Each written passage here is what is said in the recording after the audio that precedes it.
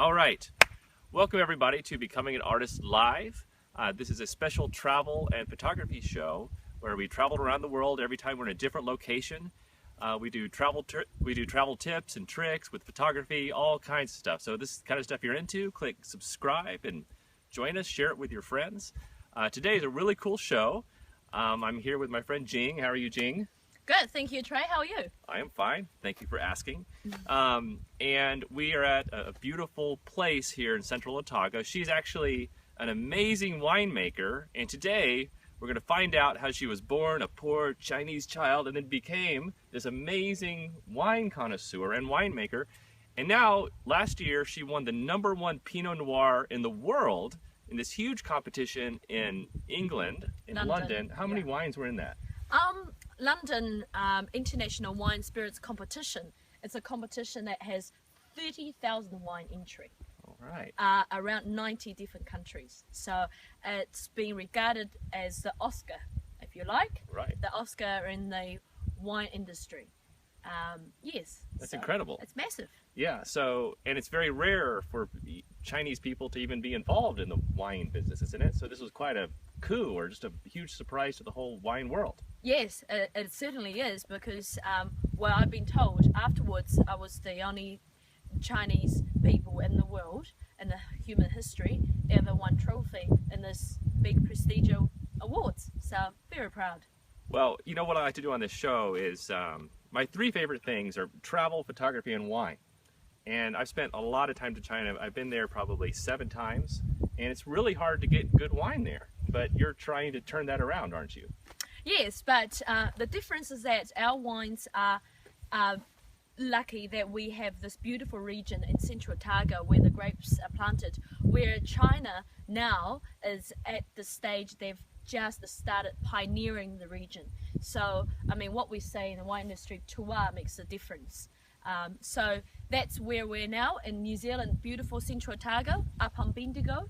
And this site is called the Chinaman Terrace, and it has got a bit of history into it.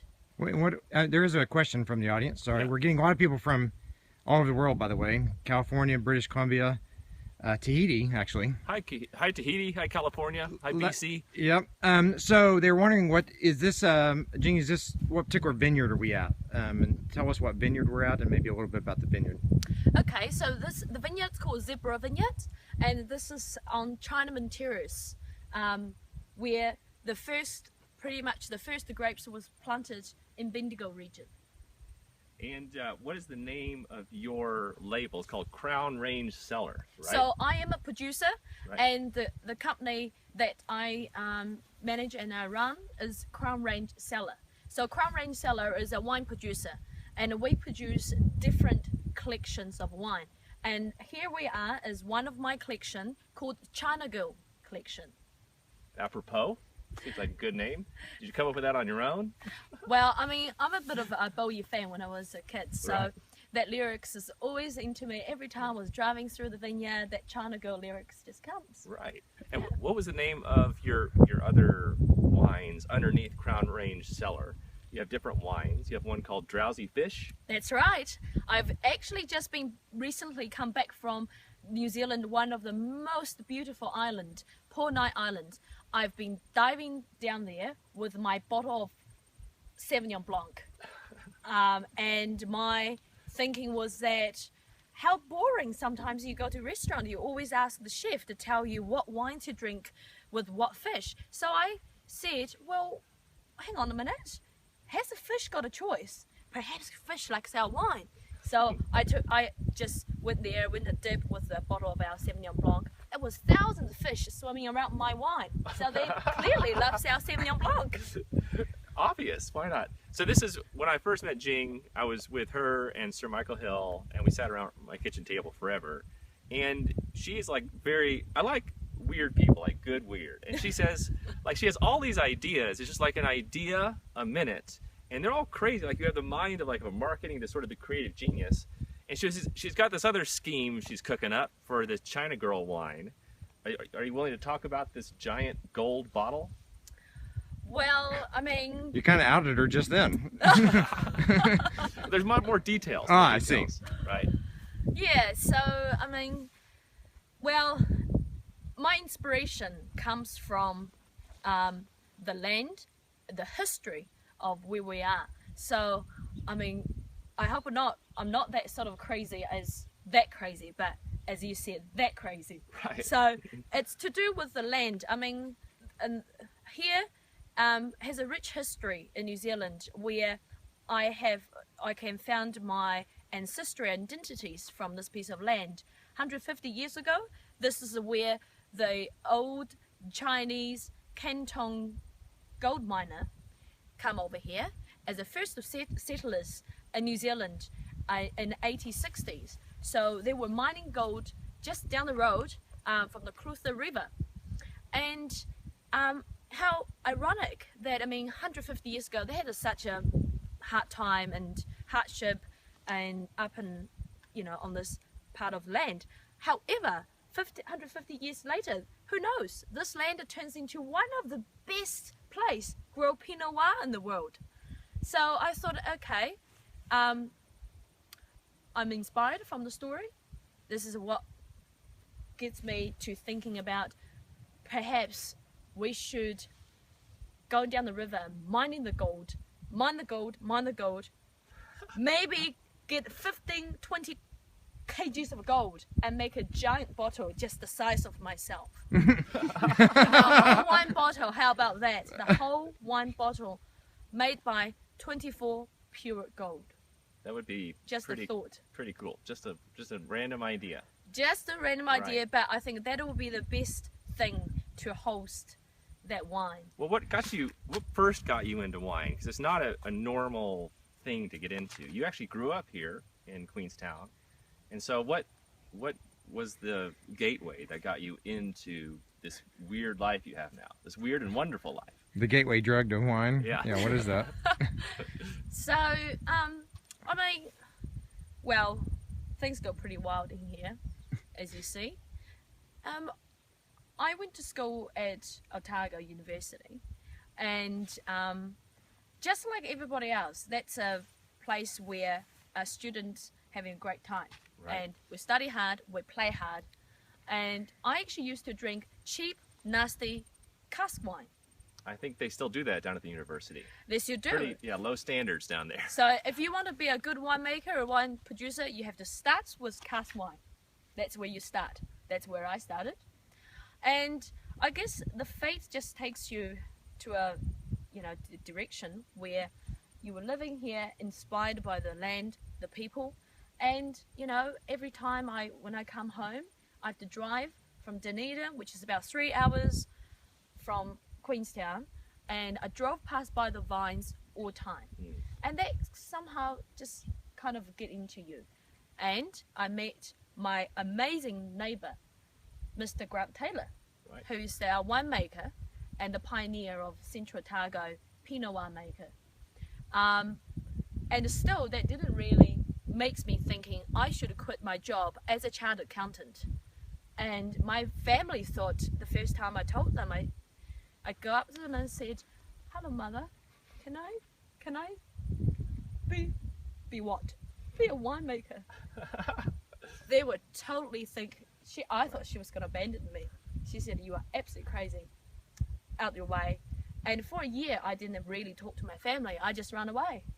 I ran away from Dunedin. I ran away from my dream job as accountant. I come over here. I stayed on the vineyard for a year. And I learned everything hands-on of better winemaking.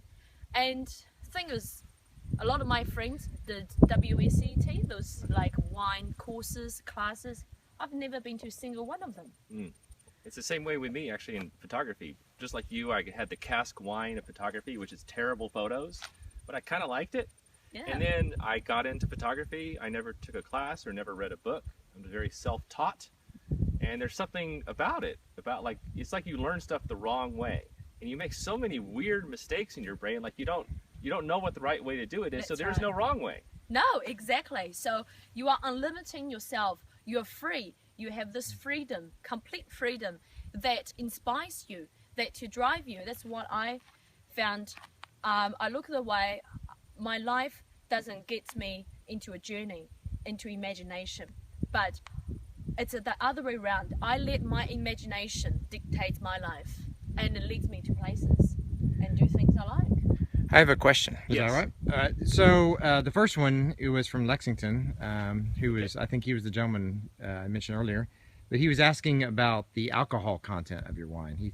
He was under the impression that higher end wines may differ in alcohol content. Good question, Lexington. Alcohol content, like mean. Yeah, for each Percentage. wine, is it 14%? Yeah, No, they shouldn't. they shouldn't. No, in fact, our Pinot Noir on average is about 13 or 13.5%. So it doesn't mean the better the wine is, the high percentage of alcohol, because as we know, alcohol is it's converting from the sugar, so it's a sugar level, and that's to do perhaps with your grapes, like the variety with the grapes, and how much sugar content that's in the grapes and things like that. Yeah. This thing you were saying before really stuck with me, and it's a realization. At some point, you realize that the entire world is a completely made-up fictional place. So you're allowed to do made-up fictional things as well. And there's that great speech by Steve Jobs. It was kind of one of the final talks he gave before he died. And he goes, at some point you realize that all the rules and everything you see around you was invented by people that are no smarter than you. And once you realize that, you realize you get to invent kind of whatever future you want to live in. This is a realization that I hope everyone comes to at some point, because it is very freeing, and you stop being fearful. We had another talk with Sir Michael Hill, and he said at some point, I think it was probably when he turned 40, right? It doesn't matter when it happens at the right time, but he stopped being timid. He stopped being afraid. And it doesn't mean that you're aggressive or you're mean or you just do whatever the heck you want. You're very sensitive, very empathetic. You can actually create whatever you want to create. That's So right. was there something that happened in your youth that made you realize this and have this awakening? Well, excuse me. Well, I mean, I have a very wonderful childhood, but it's just like, because for me, I spent my early decade of my life in China, and the schooling there are very much just by the rules, the books, but maybe it's same here. I don't know. School always want you to be achieving academically smart, and I've done that. I think I've got a bit of talent with numbers. Very lucky with numbers. So there was something I think my family has inherited in me, Right. which turned me into an accountant. So things are working pretty well for me. But after I came to New Zealand and I spent my second half of my life here, it's like sometimes I sometimes felt like I'm a hybrid. Right. You know what I mean? Like you're hybriding. You're not this, but you're not that. It's a hybrid, and they clash. Yeah. But when they clash, it pushes you, and it pushes you to think further, rather than the way how it is, and it just the stereotype it just goes. Yeah. It clashes you, and it's a lot of pain actually, Right. because you fall into this, arguments or things Right. with your loved ones, your family, but those things stimulates you to break through the shell, to embrace you. So I mean, when I was accountant, my family had, because they come from the tension of love, so they obviously want you to having a very well-paid job, and you have, very stable family and things. But I realized that it wasn't something. Every day I go to sleep and thinking, I don't just want to sleep like this. I want to wake up and I'll do things and much more fulfilled. Right. So for all the time I've been accountant, at the same time I did a lot of art when I was younger, and so I've always had this thing parallel in my life. I think it's good to have that numbers background, and it just kind of clicked when you said that. You might not know this, my background is actually computer science and math, and so I have that basis too. And I got kind of trapped in that world until I was in my mid-30s. But I think and people always say well, math isn't that important or whatever, but I think it does kind of rewire your your logical brain in a certain way, and then the real art of life is figuring out how to like have that be a base layer, but then kind of float on top of it and be creative. But I think by having this sort of logical brain that can figure stuff out, and then being creative on top of that, having those two have a sweet tension together, then really interesting stuff seems to happen. So I always encourage people at any age to like get into numbers and math and analysis, and then at the same time be able to let that go and float on top of it. Yeah. So I have another question. Yep. This You one's want to from. stand over here closer to the. Sure, yeah. There. And you might even stand closer together. Okay, we're too far apart. Okay. You're fine. She has massive. I'm just keeping myself. She's waving safe. her arms. Yeah, I'm you got to excited. duck those arms. Yeah. So she's describing her wine. Right. Our friend Heidi, as you know well. Heidi. And I know this is an odd question for you, Jing, in the sense, maybe it's not odd in the sense that you make your own wine, but what are some of your other favorite wines in the region? And maybe the same question for Trey. Yes. Yeah. Thank you for that question, Heidi. By the way, Heidi Winkler taught me a trick that is now called the Winkler, in which she carries a wine bottle in her purse. And then so at any time she could just tilt her purse this way or that way and have an instant glass of wine. It's a new Kickstarter we should do. It's a Winkler. That's right. Yeah. Good Contact us, Heidi. We'll talk. Yeah. Yes. Anyway, do you Yeah. have any other favorite? Do you have some favorite wines in the region? Okay, so in Central Otago. Yeah. So in Central Otago, you look at the sub-regions like this is Bendigo, and you've got Bannockburns, and you've got further towards to Queenstown, which is Gippsland. I mean, my favourite would be my Gippsland fruit, but I do like them all because they're different. I'm not going to judging this is the best and better.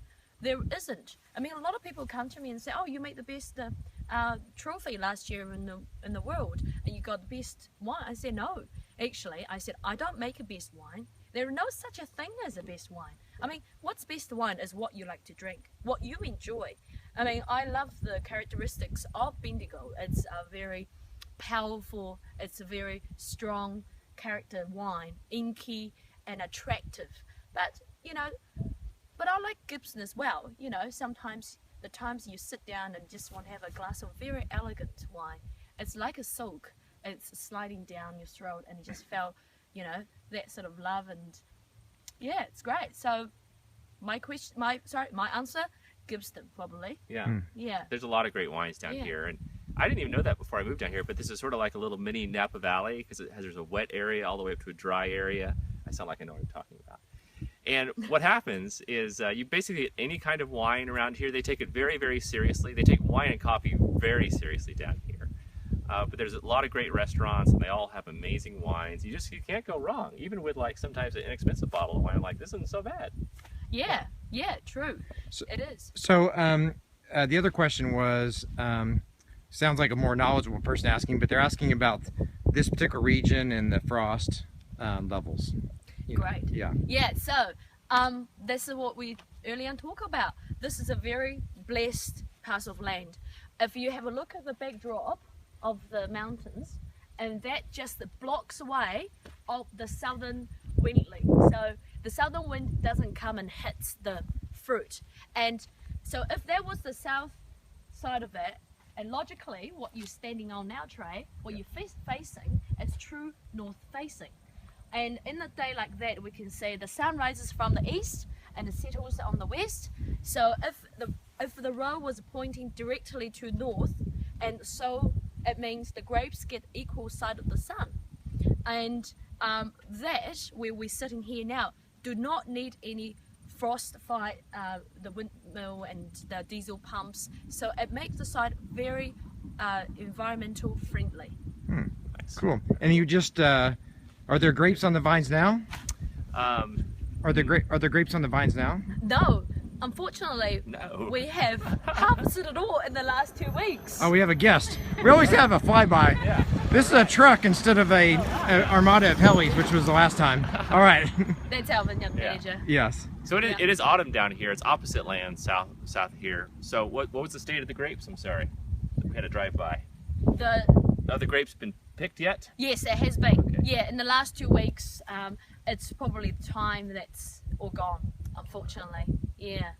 They're All all right. in the tanks now. Yep. All right, guys. Well, we'll wrap it up here. Normally, what we do at the end of the show, we won't do it this time because we're kind of out in the field and we can't do it.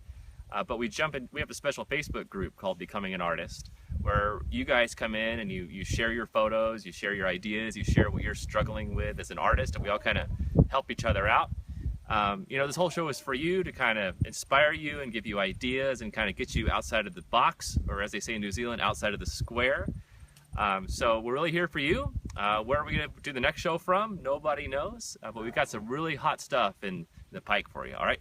Well, 1,000 thank yous on behalf of Jing. You guys are amazing, and we'll see you next time. Thank you. Thank you.